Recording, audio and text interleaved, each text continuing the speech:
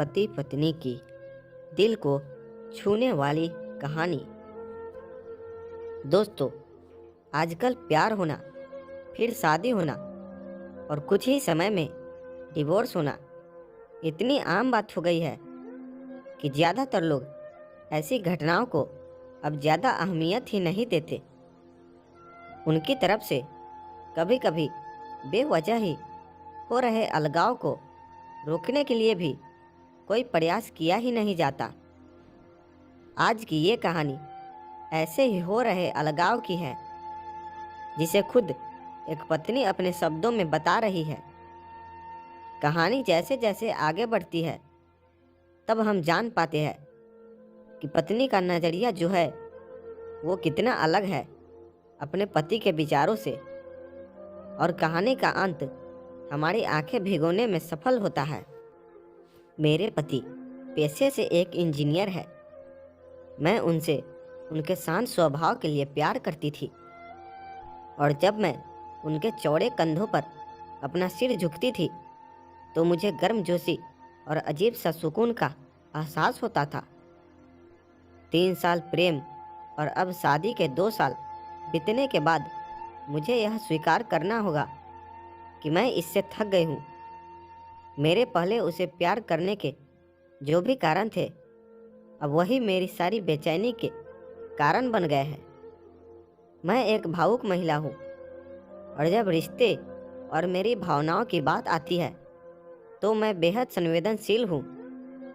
मैं रोमांटिक पलों के लिए उसी तरह तरसती हूँ जैसे कैंडी के लिए तरस रही एक छोटी लड़की। मेरे पति मेरे बिल्कुल विपरीत है। उनकी संवेदनशीलता की कमी और हमारी शादी में रोमांटिक पलों को लाने में उनकी असमर्थता ने मुझे प्यार के विषय में निराश कर दिया है। एक दिन मैंने आखिरकार उसे अपने मन की बात बताने का फैसला किया कि मुझे तलाक चाहिए, और मैंने हिम्मत करके उसे बताया। आखिर क्यों? चौंकते हुए उसने पूछा। मैं थक गई हूँ। दुनिया में हर चीज़ का कोई कारण नहीं होता है, मैंने कहा। वह पूरी रात चुप रहा, हर समय हाथ में एक जलती हुई सिगरेट लिए गहरे विचारों में डूबा रहा। इससे मेरी निराशा की भावना और बढ़ती गई, क्योंकि मैं ऐसे आदमी को देख रही थी जो अपनी दुर्दशा को व्यक्त भी नहीं कर पा रहा था। भला मैं उससे और क्या उम्मीद कर सकती थी? और अंत में उसने मुझसे पूछा, मैं तुम्हारा मन बदलने के लिए क्या कर सकता हूँ? किसी ने सच ही कहा है कि किसी के व्यक्तित्व को बदलना मुश्किल है। मुझे लगता है मेरा उस पर से विश्वास उठना शुरू हो गया है। उसकी आंखों में गहराई से देखते हुए मैंने धीरे से उत्तर दिया, मैं तुमसे एक सवाल पूछती हूँ। अगर तुम्हारा जवाब मेरे दिल को मना सके तो मैं अपना विचार बदल लूँगी। मान लो मुझे एक पहाड़ की चट्टान पर खिला एक फूल चाहिए, और हम दोनों को ये पता है कि उस फूल को तोड़ने से तुम्हारी मृत्यु हो जाएगी। क्या तुम मेरे लिए ऐसा करोगे? उसने कहा, मैं कल तुम्हें इसका जवाब दूंगा। उसकी प्रतिक्रिया सुनकर ही मेरी उम्मीदें धराशायी हो गई। मैं अगली सुबह उठी तो पाया कि वह चला गया था, और सामने के दरवाजे के पास खाने की मेज पर दूध के गिलास के नीचे उसकी खुरदरी लिखावट के साथ कागज का एक टुकड़ा पड़ा था, जो पढ़े जाने पर ये बातें बयां करता था। प्रिय, मैं तुम्हारे लिए वह फूल नहीं तोड़ूंगा, लेकिन अगर तुम चाहो तो मैं तुम्हें इसके पीछे का कारण जरूर बताना चाहूँगा।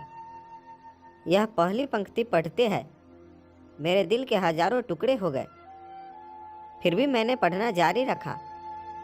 जब तुम कंप्यूटर का इस्तेमाल करती हो तो तुम हमेशा सॉफ्टवेयर प्रोग्राम को गड़बड़ कर देती हो। अंत में तुम स्क्रीन के सामने बैठकर रोती हो। मुझे अपनी उंगलियों को जिंदा रखना पड़ेगा ताकि मैं प्रोग्राम को पुनर्स्थापित करके तुम्हारे कीमती आंसू बहने से रोक सकूं। तुम हमेशा घर की चाबियां गुमा देती हो, इसलिए मुझे दरवाज़ा खोलने के लिए अपने पैरों को जिंदा रखना पड़ेगा, ताकि दरवाज़ा तोड़कर तुम्हें घर के अंदर ले जा सकूं। तुम यात्रा करना पसंद करती हो, लेकिन हमेशा एक नई जगह में अपना रास्ता भूल जाती हो। मुझे तुम्हें रास्ता दिखाने के लिए अपनी आंखें जिंदा रखनी पड़ेगी। इसलिए मेरी प्रिय, जब तक मुझे यकीन नहीं होता कि कोई है जो तुमसे मुझसे अधिक प्यार करता है, मैं जब तक उस फूल को नहीं तोड़ूंगा। और जिस दिन ऐसा कोई आया जो तुमसे मुझसे अधिक प्यार करे, मैं खुशी खुशी उस फूल को तोड़ लूँगा। ये पढ़ते ही मेरे आंसू पत्र पर गिरे और उसकी लिखावट की स्याही धुंधली हो गई। मैंने उसे पढ़ना जारी रखा। अब जब तुमने मेरा उत्तर पूरा पढ़ लिया है, अगर तुम संतुष्ट हो, अगर मैंने तुम्हारे दिल को मना लिया हो, तो कृपया सामने का दरवाज़ा खोलो, क्योंकि मैं बाहर खड़ा हूँ तुम्हारी पसंदीदा ब्रेड और ताज़ा दूध के साथ।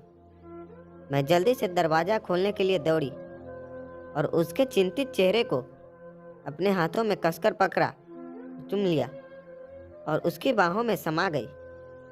अब मुझे पूरा यकीन हो गया कि कोई भी मुझसे उतना प्यार नहीं करेगा जितना वह करता है, और मैंने फूल को ना ही तोड़ने का फैसला किया। यही जीवन है और प्रेम है।